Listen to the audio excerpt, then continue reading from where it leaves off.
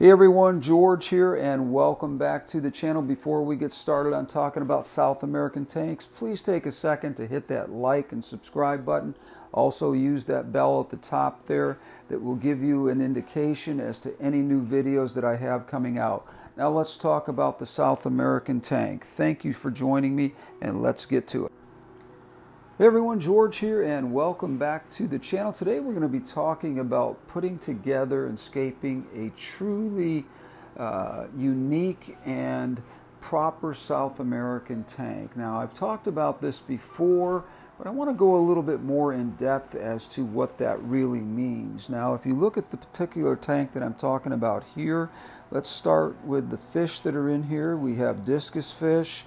Now I don't have wilds in here with the exception of one fish that wasn't doing well with a group of other fish, not getting along, and has done fine with this group of fish here. But other than that, these are all hybrids.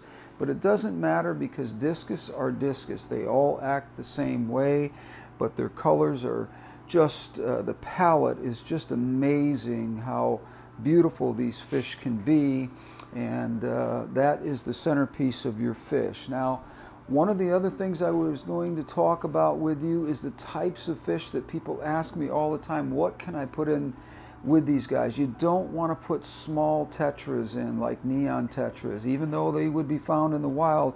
In an enclosed area like this, the neon tetra is not going to do well, and sometimes they will just be looked at as a food source and be killed right away. So you want to get something that's a little bit larger. In this case, we have rummy nose tetras in the tank. They're also a great fish because that little red nose of theirs is a fantastic barometer for the health of your tank. If that nose is red, they're happy and they are telling you that your tank is balanced really, really well. So that's something that's very important. I would make sure that you have a pretty good sized school of these fish, and make sure that you understand that if you're going to put a couple of varieties in, bloodfin tetras are another tetra that works really, really well in a South American tank.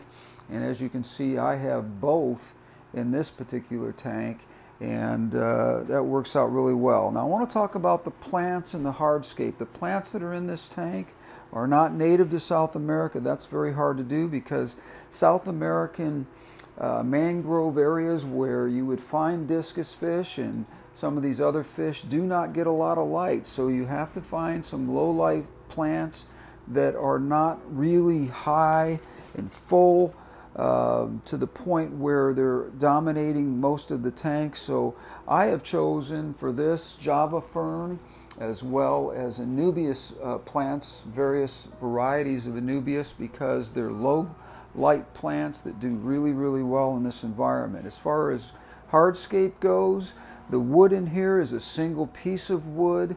Now this particular piece of wood is actually from South America. I don't know the name of it, but I know a friend of mine was able to bring back some wood with him, and I got this piece from him. It's been in this tank for 5 years, as most of these fish have been in this tank for 5 years.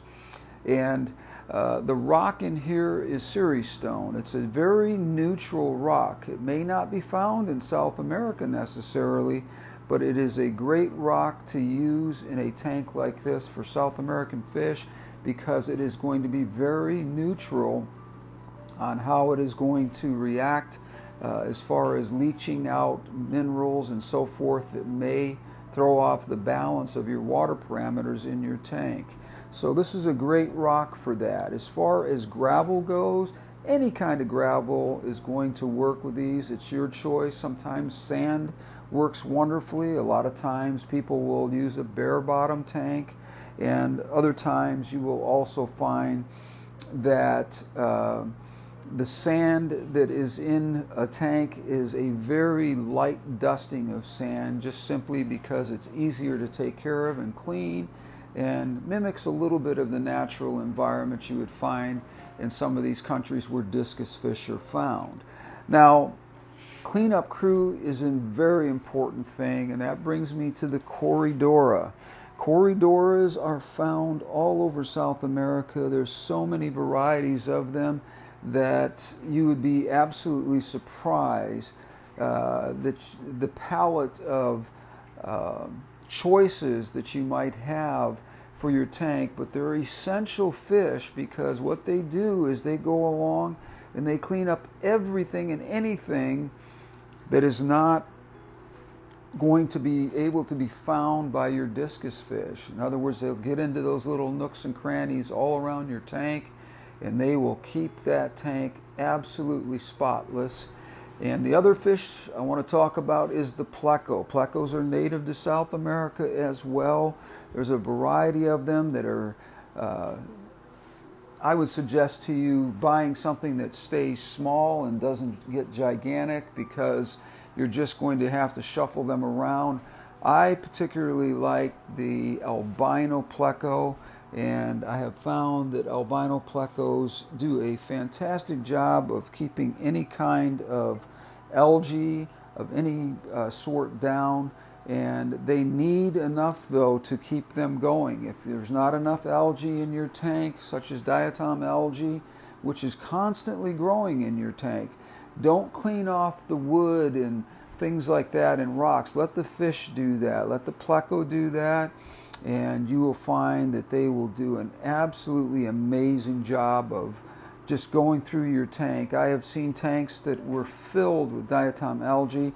Throw a albino pleco in there, and within 2 days the tank is absolutely spotless.